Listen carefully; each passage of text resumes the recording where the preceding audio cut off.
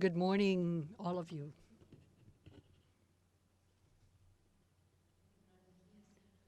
Technology, it always pulls a fast one on us at the last moment. And before I go any further, I'd like to say it's an honor, great honor for me to be here. And I do feel as though I am stepping on holy ground, as the morning prayer said.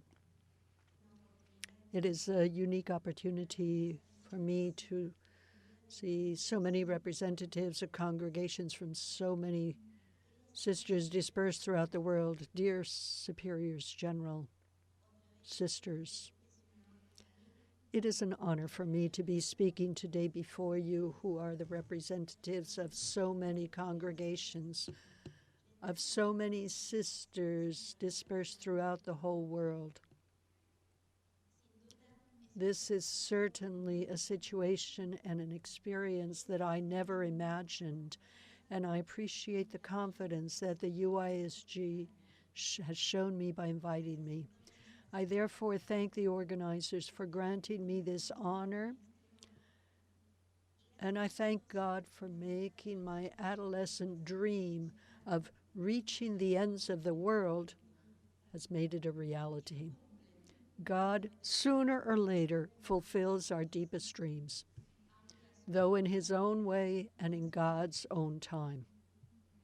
Instead of reaching every corner of the earth personally, God brings me the corners of the earth through you and so many others,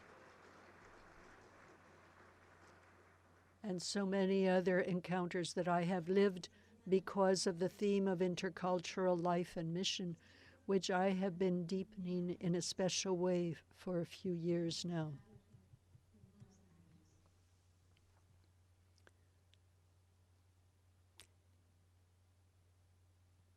As a missionary servant of the Holy Spirit, I belong to a congregation where multicultural and international life and mission are an essential part of our founding history and of our charism.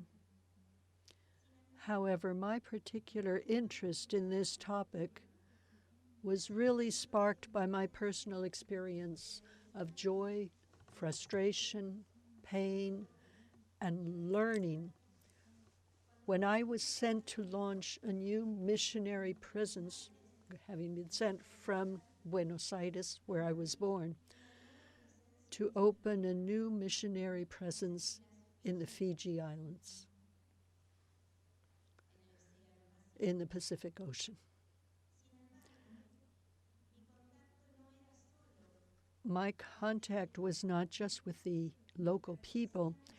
We belonged to our congregation's Australian province, and I had to live in a span of 5 years in a community with sisters from Papua New Guinea, Germany, Indonesia, India, Benin, and I from Argentina. Most of the time, there were only 2 of us, and only one remained for up to 2 years. At the same time, we were advancing on our path in a country that in turn is composed of the local population and an almost numerically equal group of people who have come from India. Motivated by this experience, full of joy, discoveries, pain, misunderstandings, frustrations, and much learning, I then decided to study the topic of cultures and mission from the academic point of view in order to process and learn from the experience that supports me in the present situations and encourages me as I look toward the future.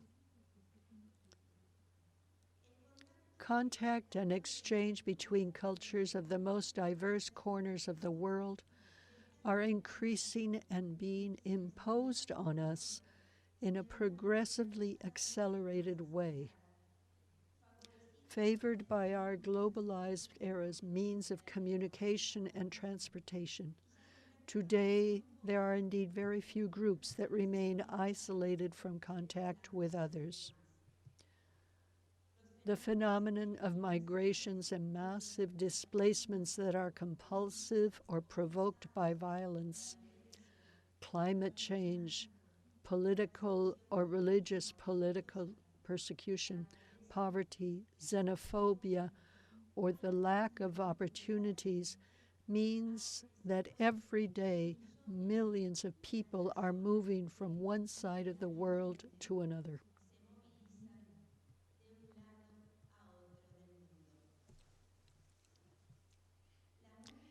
In the last 20 years, multiculturalism and interculturality have become a cross-cutting issue that is debated in fields as varied as education, health, philosophy, and the business world, among others. At the theological level, we have been concerned for many years with inculturation of the faith, of the gospel, of liturgy, of missionaries, and so forth. Inculturation answers the question of how to incarnate the faith shared by the missionaries coming from the outside, or agentes, in the local culture in such a way that the transmitted faith can become part of the local culture and be expressed through symbolism, values, and imagination of that culture. This question responded to an ecclesial context where the mission was predominantly one-directional, from the evangelized countries to non-evangelized countries, or pagans as they were called. Today, the reality is much more complex and multidirectional, so that in missiology, we have already begun to speak of the Church's intergentes mission instead of ad gentes, and of interculturation, which, without canceling the still existing challenge of inculturation, incorporates the challenges and opportunities of the new multidirectional context in the world and the Church today. Through the consecrated life called to be at the margins of the Church, this reality also reaches us, makes us move, impacts us within our communities and beyond, in the mission and apostolates. However, I am convinced that we have a treasure of lived experience of which we are not even aware.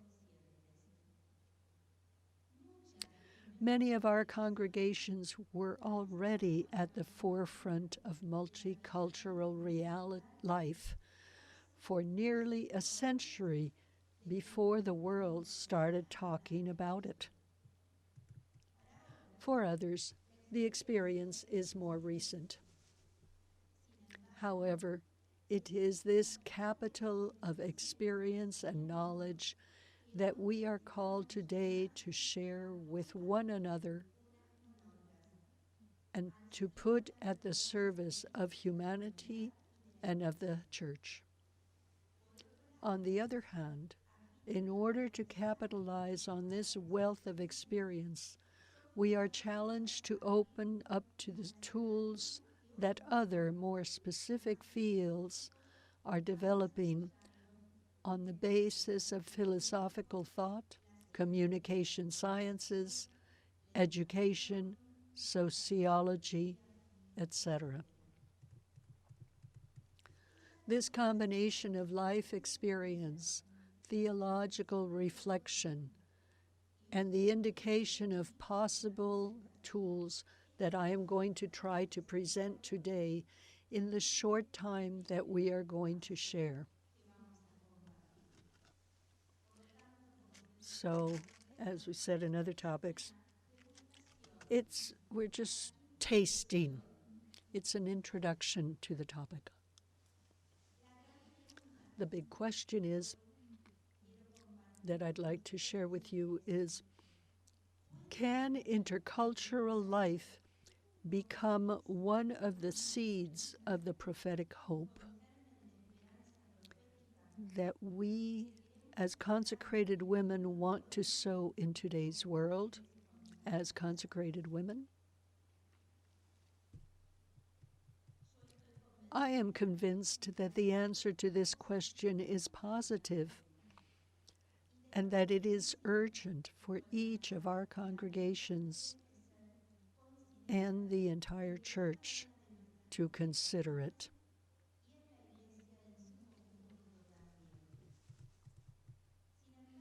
Yet the most pressing issue about which most congregations are concerned is how to live it and how to do it. I will try, therefore, to present this topic in 4 steps. First, clarification of the concepts of interculturality and related concepts. Second step, how to live in an intercultural mode. Third, the weakness and power of becoming a sign. And fourth, the urgency of an intentional choice based on prophecy and for hope.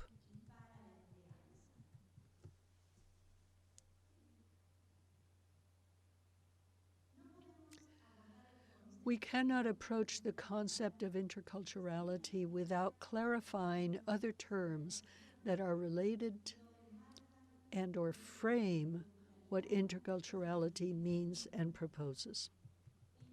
First, multiculturalism.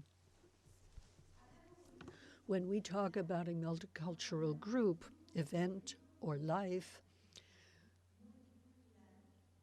we are highlighting the fact that its participants or members come from different cultures. For example, a parish, a company, a city, or even a country can be multicultural. To emphasize the fact that people also come from different nationalities, we will say that the group is multicultural and international. However, this fact in itself does not imply any relationship or interaction between its members, same as the picture that you see on the screen. These are people who appear to be riding a bus or a train. They seem to be of different cultures, nationalities, but each one is in his or her own world. We can live a whole life in a city inhabited by neighbors of different cultural origins, but this will not necessarily lead me to want to learn the language, taste their food, understand their values, etc. Using a diagram, we would represent the situation as follows. Culture A, Culture B, Culture C, Culture D. Each one together but separate in their own world, without interactions. Another term that is used is a transcultural experience. Now, let's say that a person of culture A decides to move to the neighborhood of culture B. the person would be going into a cross-cultural experience, a transcultural experience. Note that we're talking about a move for a certain extent of time and not a mere tourist visit. The move in this example implies a degree of commitment and risk that is not assumed when we are just passing through and consider ourselves tourists, visitors, explorers, or at worst, conquerors or colonizers. On a diagram, it would look like this. A person from culture A who moves towards the place of where person B is. This experience of learning and adapting to another culture, different from the one in which we have been socialized, is called acculturation. Acculturation is, in itself, a challenging and enriching experience once we have overcome the stages that normally occur to a greater or lesser degree, depending on the magnitude of the cultural difference and a person's personality and/or preparation. In general, all of us who have lived in a different culture, we go through these stages. In general, these stages go from a first idyllic love of the different, the honeymoon with the country to which I arrive, to a deep rejection of the same difference. That is more or less deep,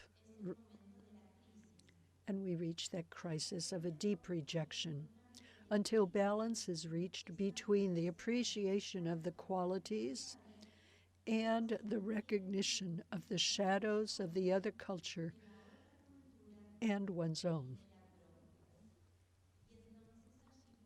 And so in that way we can talk about an adaptation.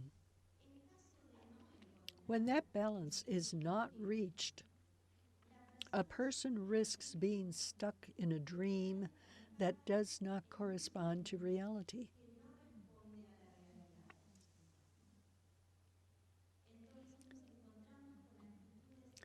So, sisters who maternalize the assumed culture instead of empowering the other or looking at them equally, maternalize the assumed culture and then act and speak of them as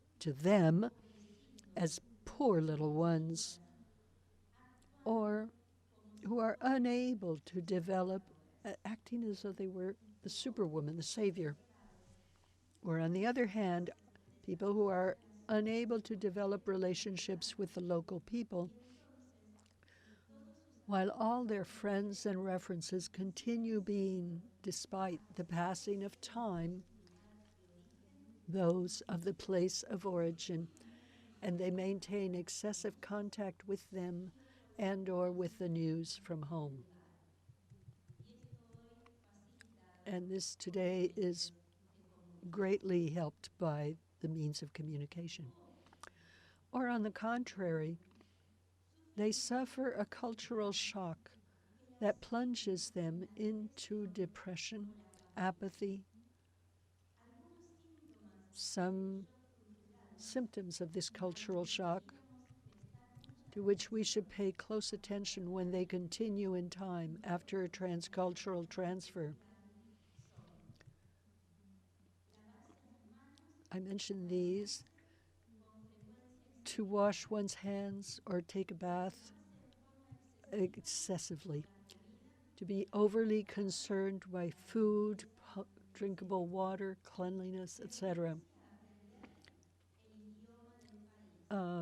Inability or refusal to learn the country language, excessive sleep or eating, aggressivity, an excessive fear of being suffering aggression, an excessive concern with health or little wounds, excessive preoccupation for health, she's one behind, and a dependence on the person, a dependence on the people of their own culture. I mentioned these processes that occur in transculturation because they often coincide with the formation of the multicultural community. It is therefore very important to bear in mind that in many cases, people are not only adapting to the culture of the new place, and perhaps also learning a new language, which of itself is already demanding. And at the same time, they are interacting with multiple cultures within and outside of the community. In fact, in forming an intercultural community, we do not take into account or adequately accompany the personal processes of transculturation and inculturation that each of the sisters is going through on a personal level in parallel with communitarian and pastoral challenges.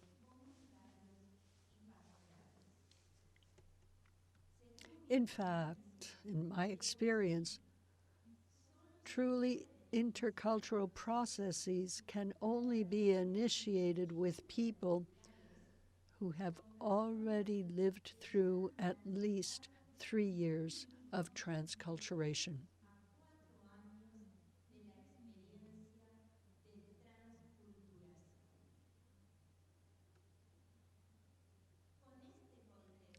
In this context, so now let's talk about look at what we understand by interculturality. And for this, let us now use the diagram of the cultures A, B, C, D to illustrate the difference between multiculturalism and interculturality. This is the chart that shows us 4 cultures coexisting with other cultures, but each one in its own frame, in its own context.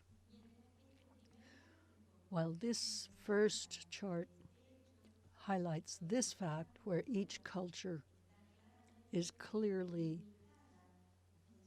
limited in its own frame, the second graphic shows us a beginning of an intercultural process. In this second chart, we see arrows going from every group or person towards all of the other groups or persons, highlighting the interrelation between them. At the same time, the arrows do not indicate a single direction, but rather a round trip, going and coming, going to meet the other person, and the other's welcome, openness. Moreover, the dividing lines are not continuous, but dotted, thus indicating that the boundaries between some cultures and others are no longer sharp and clear.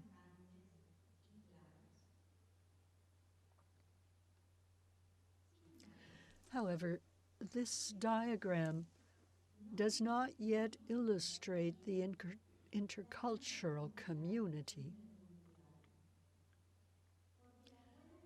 Good relations, communication, and good coexistence, although very important and necessary, are not enough. The intercultural community is called to take a step beyond the tolerance of differences and live to a process of transformation or conversion that challenges it to create, as a result of this interrelation, a new culture. In this chart, we will call E the new culture that is the fruit of intercultural living. The E culture will be made up of a new and unique combination of some elements from each of the participating cultures, making each person feel at the same time at home while facing something new.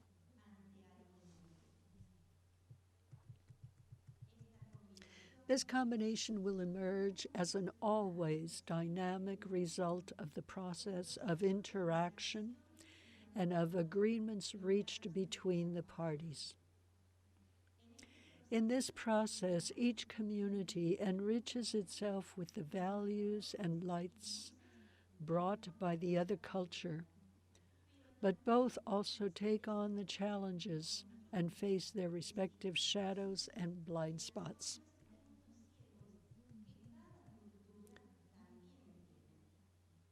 For example, we're talking about victimizing, superiority or inferiority complexes, imperialist mentality, racism, historical prejudices, and so on. This model of community interaction between cultures on a level of symmetry and equality is diametrically opposed to the assimilationist model that prevailed and still survives in groups where minority or presumably underdeveloped, uncivilized cultures or pagans had to adapt, conform, and assume the superior or majority culture while abandoning their own.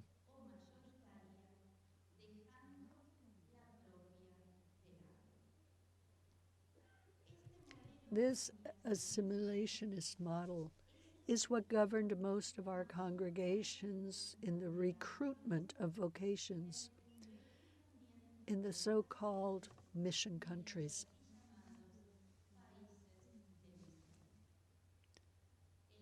This assimilationist model is framed in an approach that implies integration as a hegemonic affirmation of the host country's culture, or of the majority culture. According to this model, it is expected that the immigrant or the trained person, formator in our case, behaves and assumes the culture of the receiving society or community, putting aside or nullifying his or her culture of origin.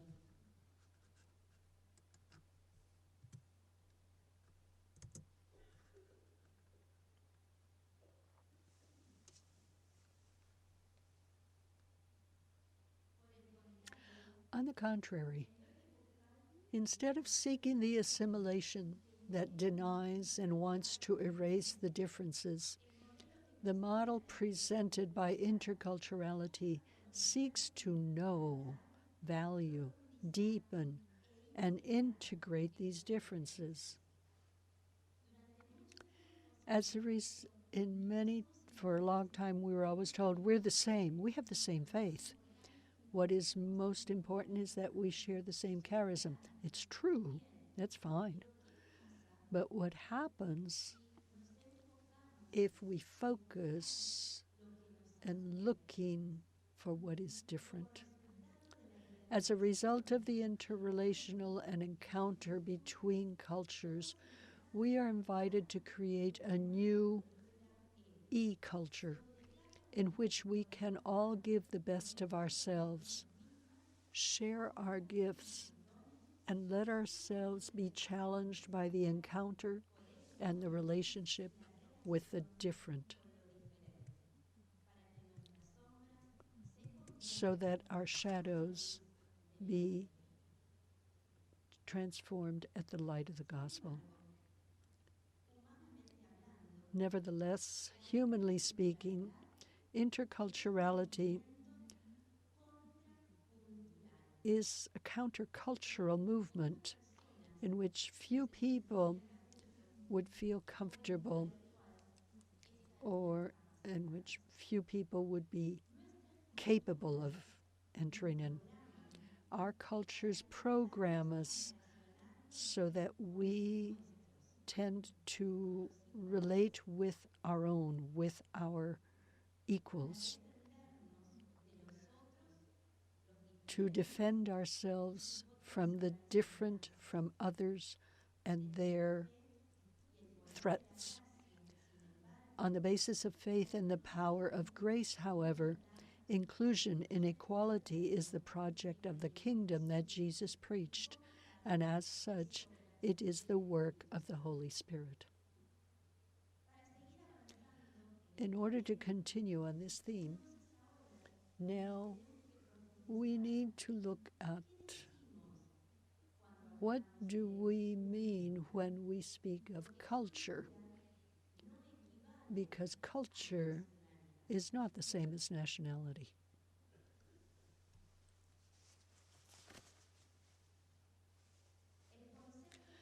The concept of Carla is anthropological and does not have just one definition. It has been evolving over time and can be analyzed from hundreds of different perspectives.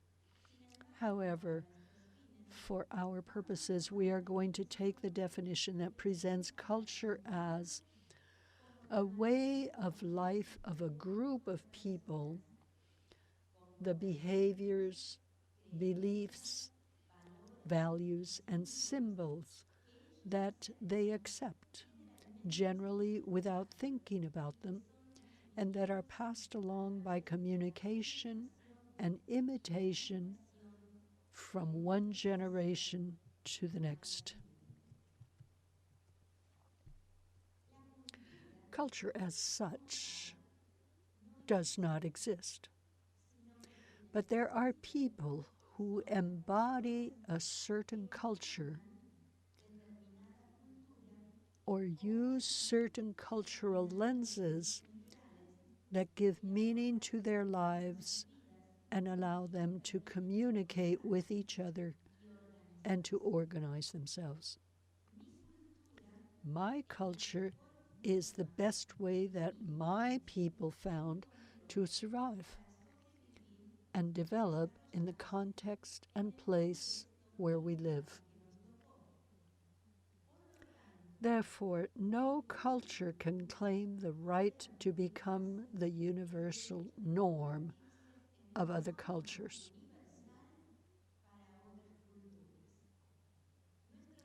Our challenge in the church is that for centuries, our faith has been confused with the culture that mediated its transmission.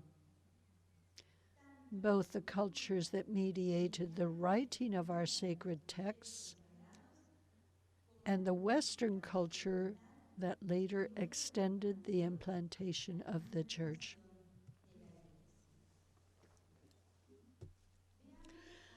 Let us look at some characteristics of culture.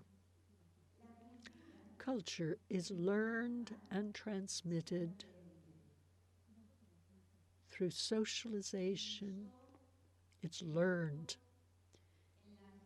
If I am born in Argentina, I am immediately adopted and then taken to Japan, and I'm raised by Japanese parents. My culture will be Japanese. The culture is learned. and it is transmitted through socialization in the primary and secondary groups in which we have grown up. The family, the clan, the neighborhood, the school, the city or the countryside, the social class, religion, profession, and the different groups of identification and belonging in which we have been formed. Culture is stable and it is also dynamic, and it changes very slowly. But it is so much a part of ourselves that we do not know it until we leave it. Only in contact with the other,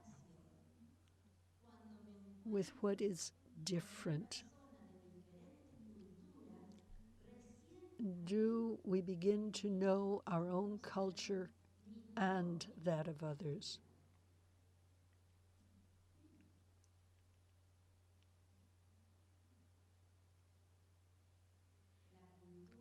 The culture gives us a sense of belonging, gives us identity, gives us a we, the women, we Catholic, we religious, we professionals, Latin American, Argentines, etc., etc.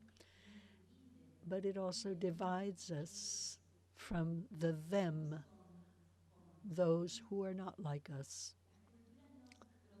Cultures protect us and give us a sense of identity and belonging, but culture also isolates us, challenges us, and fills us with fear in the face of the unknown. There are no higher or more developed cultures and less developed or inferior cultures, but there are different cultures. And each culture believes that it is the best. Each culture believes that it is the best because it is the best way that has allowed this group to adapt to the context in which it developed. So, given that, getting to know a culture is very difficult. To illustrate this difficulty, it is compared to an iceberg of which we can only see the protruding surface, that is 10%, while 90% is below the water. In the same way, the material elements of each culture, like clothes and typical foods, traditional objects, dances, etc., constitute only that 10% that we can see, feel, hear, smell, and name with ease. In the remaining 90%, which corresponds to the immaterial elements, we can't see them. We can divide them in turn into 3 levels. The first level, partially visible, to which we can access when we seek it intentionally. What is behind the language, communication styles, leadership, conflict resolution styles.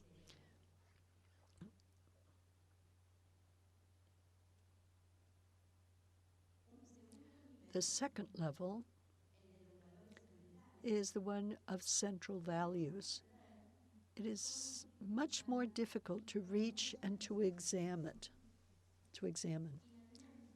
an introspection. The third level, that of the basic suppositions, is so deep and unconscious that we cannot really get to know it. This is what we take as normal, as a given. This is the given. But if it is normal that it be done, But everybody thinks this way. If everybody understands what is truth and what is lie. No. There is a level of depth of understandings and basic presumptions that are given by the culture and are not normal. They are normal for my culture, but not for all. From this brief terminological framework, I will strive to make it clear to us that living interculturality is a vocation and a countercultural option, and that as such it appeals to the faith and to the life of grace.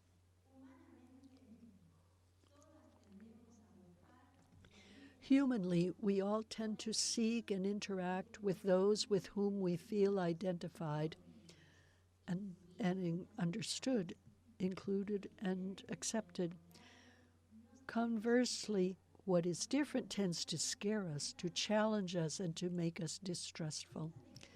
This distrust, especially for cultures that suffer the experience of colonization or their invasion of their nations, this is not unjustified or minor.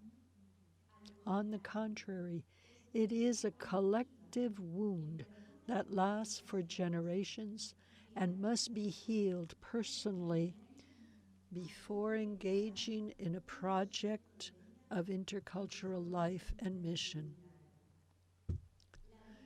Intercultural life is not automatically the result of a mere coexistence of people of different cultures. On the contrary, it must be intentionally constructed and assumed as a process of personal and community conversion. Unlike transnational companies that seeks to use interculturality as a tool for improving their sales, we are invited to transform it into a way of life that makes us more faithful in following Jesus and building the kingdom.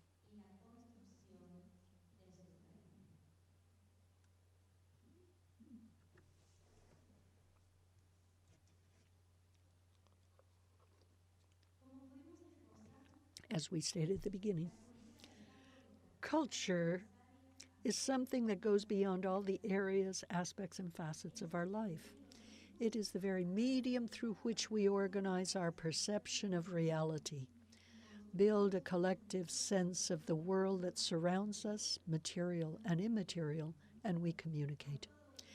And culture is compared to the lenses through which we look. At the same time, it is because culture goes so intimately through our life that it becomes impossible to know it objectively and to reach the deepest tones that give our lenses their color. Our values, moral codes, preferences, sense of respect, sense of authority, sense of order, our management of time, etc. Everything is crossed by the culture and the cultures of the groups of belonging in which we have been socialized. For me, this was a fascinating discovery that I was only able to recognize when I found myself in Fiji, in a culture so different from my own.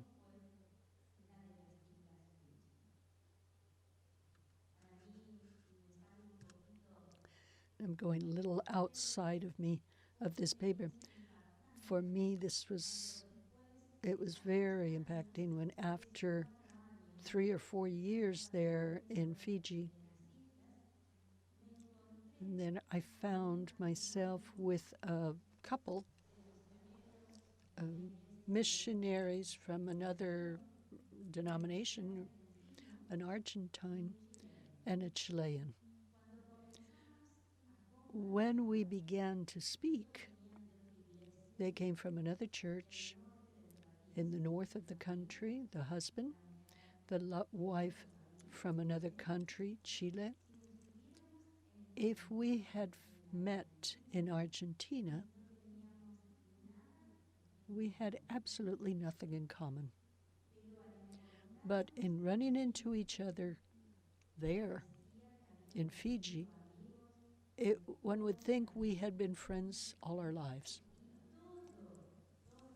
And everything that seemed to me to be so positive of the people of Fiji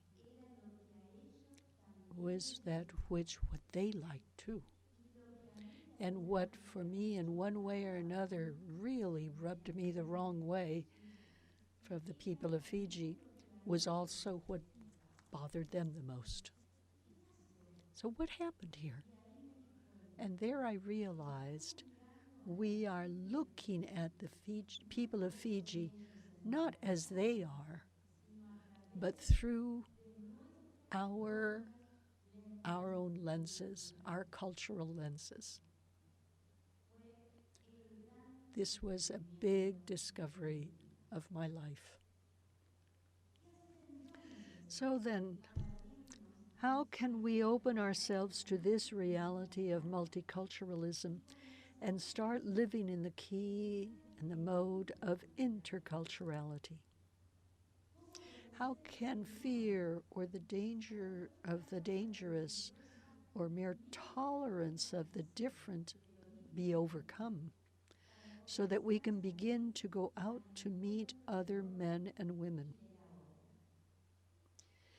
Interculturality, more than a topic, is a process.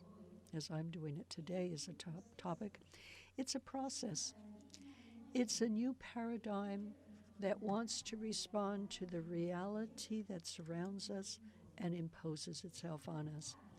It is a key from which to reread our life and mission as consecrated persons in today's world. And given the time at our disposal, I would like to highlight at least 3 elements that, according to my experience, are essential when it comes to finding ways to begin to introduce this new paradigm in our communities. First of all, we have, in order to begin to live in this intercultural mode, is preparation. Because it is a countercultural option, intercultural life requires dedicating time and effort to the preparation of the sisters. And this preparation includes, first of all, a basic knowledge of the traits and salient characteristics of the interacting cultures: nationality, ethnicity, generation, education, socioeconomic origin, etc. Instead of focusing only on what unites us, which is what I said before, which is very good, and it's very good to nurture us, interculturality also challenges us to explore, value, and capitalize what differentiates us. Secondly, the creation of a safe space of trust and mutual care where one can express oneself freely without fear of being judged or labeled. The third for this preparation is the use of various strategies that help to maintain the motivation that leads to going out, to meet and to welcome the difference by overcoming the difficulties that will occur in communication. Because they will occur, there's no doubt about it. And for that reason, there has been, through social sciences, a whole variety of tools that can help us. The second element, intentionality. The prior motivation is an element that must lead us to sustain over time the intentional effort to build on the basis of differences. Intentionality requires growth in intercultural sensitivity by looking for, first, tools that favor communication, verbal and nonverbal, and the resolution of both expressed and latent conflicts.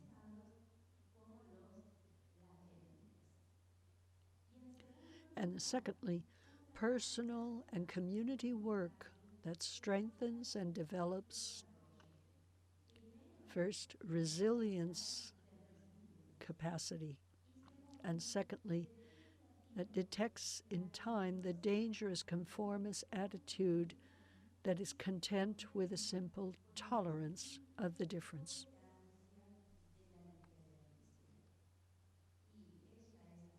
And that's the way she is. That's her culture.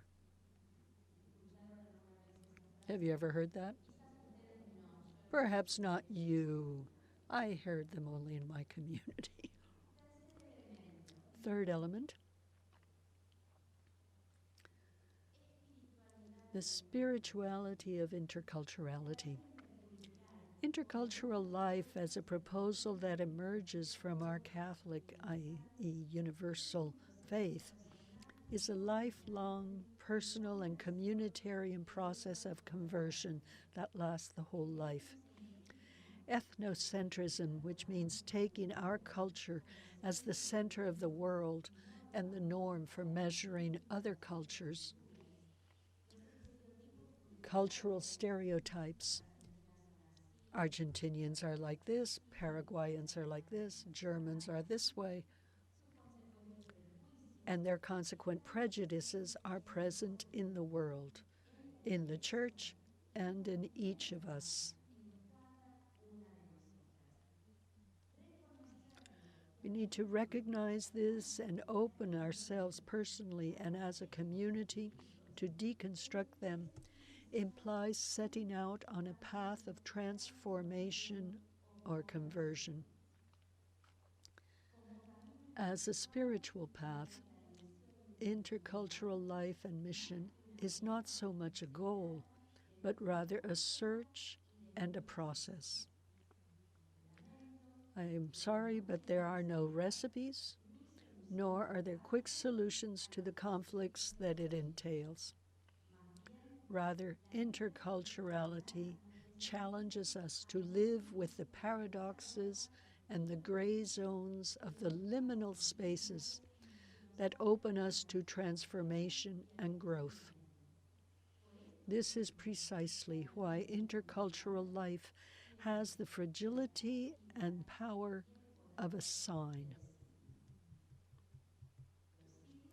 The fragility and power to become a sign. Signs give us clues, call our attention, and point us to something that goes beyond themselves. They are concrete, they are temporary, and they must be correctly interpreted and decoded. Now, for all these reasons, signs are fragile and limited, but they also have an extraordinary symbolic power that can capture our imagination and connect us with the transcendent, with the unseen values, the meaning of life, utopia, hope, and faith. In this sense, the contribution that consecrated life can make to the reflection and praxis of interculturality in today's world is unique and urgently needed. In fact, interculturality, devoid of its symbolic potential and its horizon of a project that transcended the project of the kingdom, runs the risk of becoming a new colonialism, a new form of manipulation in the hands of the most powerful of the day. It can be used as an instrument in the service of the logic of an economic and political system that is inherently exclusive and imposes itself without measuring costs or consequences for the most vulnerable, broken, and humiliated cultures of millions of people who are crying out to survive.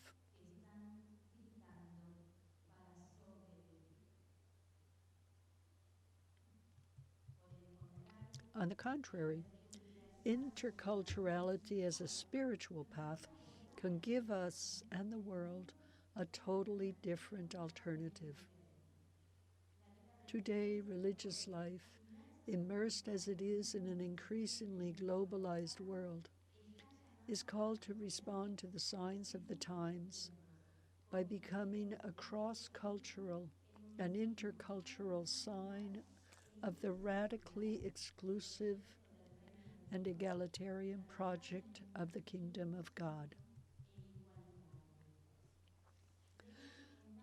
In Galatians chapter 3, verses 26 to 28, we read, "For in Christ Jesus you are all children of God through faith. As many of you as were baptized into Christ have clothed yourselves with Christ. There is no longer Jew or Greek. There is no longer slave or free. There is no longer male and female, for all of you are one in Christ Jesus." This was the founding and revolutionary experience of the first communities and of the first disciples of Jesus. The radical and egalitarian inclusiveness of Jesus' proclamation and praxis was characteristic identity of the first communities that gradually separated them from Judaism. However, this path was and remains a path of progress and setbacks made of key moments of personal and communitarian conversion.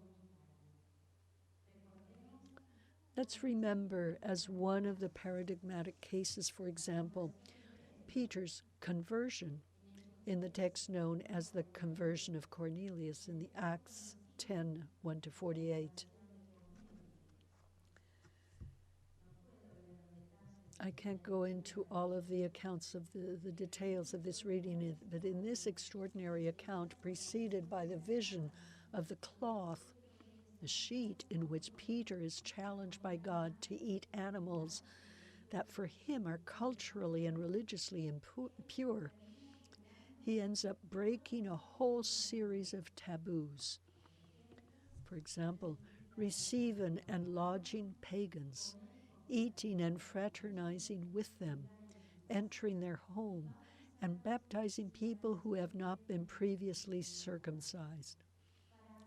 To state to their total amazement and awe the fact which he himself had just grasped, that God shows no partiality.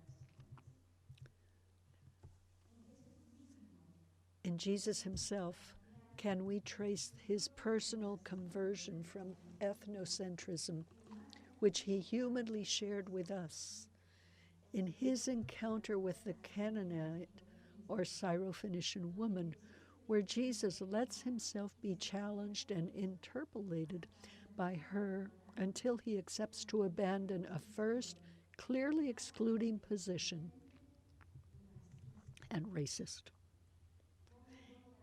In this account, how am I going to give to the dogs what is reserved for the children? It is one of the strongest statements. In this account, we see how Jesus lets her teach him that the good news of God and the kingdom that he came to inaugurate was not limited only to the people of Israel.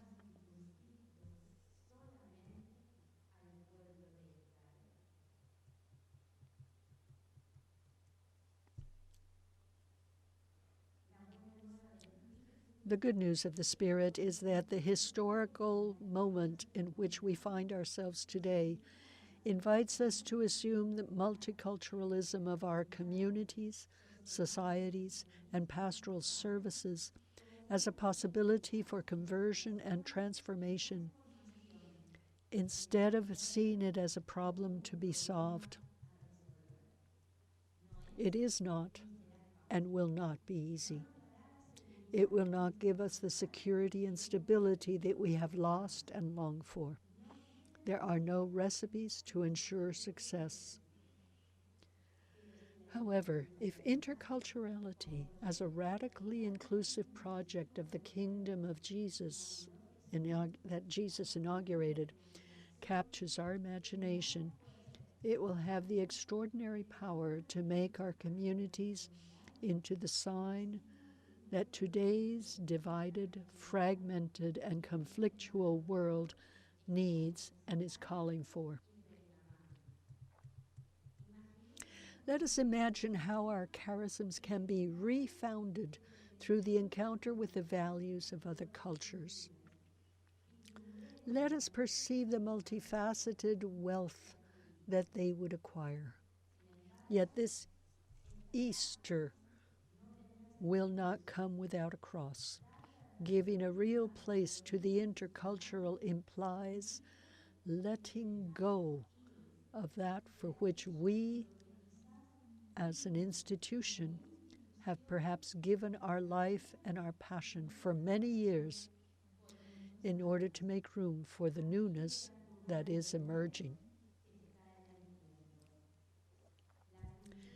The E-culture is the fruit of a process of synergy where the result is greater than the simple sum of its parts. Like any vocational process of call and conversion, interculturality is not only destined to our personal and our communitarian growth,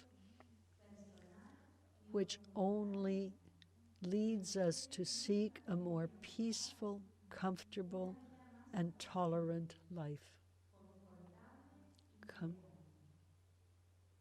Today, intercultural life and mission will become a sign of prophetic hope if they are constructed as a new alternative lifestyle. The refoundation of religious life today is impossible without interculturality as a sign of the times of the contemporary world.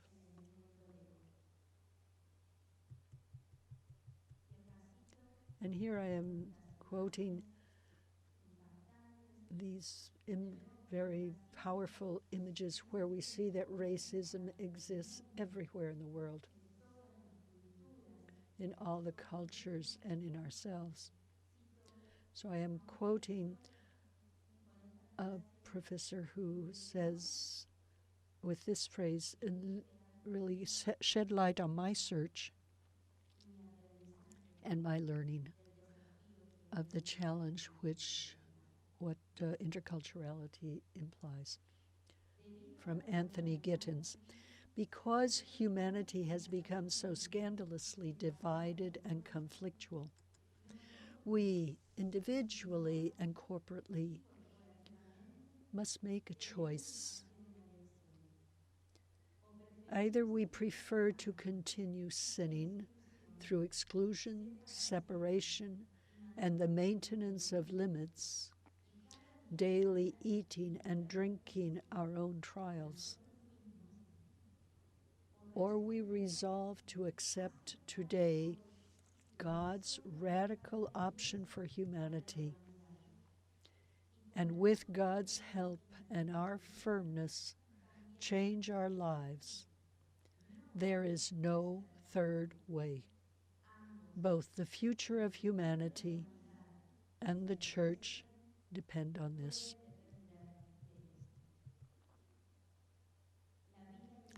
Intercultural life as an intentional option for religious communities that cross borders and open up to the different, deconstructing the pretended and anti-evangelical superiority of some over others by becoming a workshop, a laboratory, where through life itself, different relationships between cultures are tested. Relationships of service, characterized by equality and not domination. Mutual empowerment without hierarchies that belittle or stifle life. Relationships of dialogue and not assimilation. Relations of encounter and not of colonization, enculturation. Relations of enculturalation and of interculturation. Yet embracing interculturality based on the project of the kingdom is not just an intra-community exercise. The true fruitfulness of this praxis, which is daily at stake in the ad intra life, is the potential prophetic impact that will turn it into hope for today's world. Interculturality will be a sign of prophetic hope for humanity if our own experience of living together, valuing, and giving a mutually transforming place to difference, with the doors opening inward, puts us on the path to go out to meet those who are different, marginalized, invisible, and exploited today. Only those who have gone through the personal conversion from ethnocentrism to intercultural sensitivity will have eyes to see and care about the suffering of those who are invisible and excluded from the contemporary world. As in the parable of the Good Samaritan, only the foreigner, from whom nothing was expected, was the first to be able to see and then help the man lying on the roadside, renewing his hope and denouncing implicitly and prophetically the blindness of the Levite and the priest who had passed by. We too, if we let ourselves be challenged and enriched by the foreign and culturally different gaze, we will allow the refoundation of our charisms, broadening the vision of our founders in a way that we cannot even perceive today. This is not an easy path, nor will it be free of challenges. But if we respond to the signs of the time, confident that the Spirit is at work, then we can announce the good news of interculturality and denounce everything that denies it, with the strength and the richness of the radically inclusive prospect of the kingdom of Jesus, of the kingdom Jesus inaugurated. Thank you.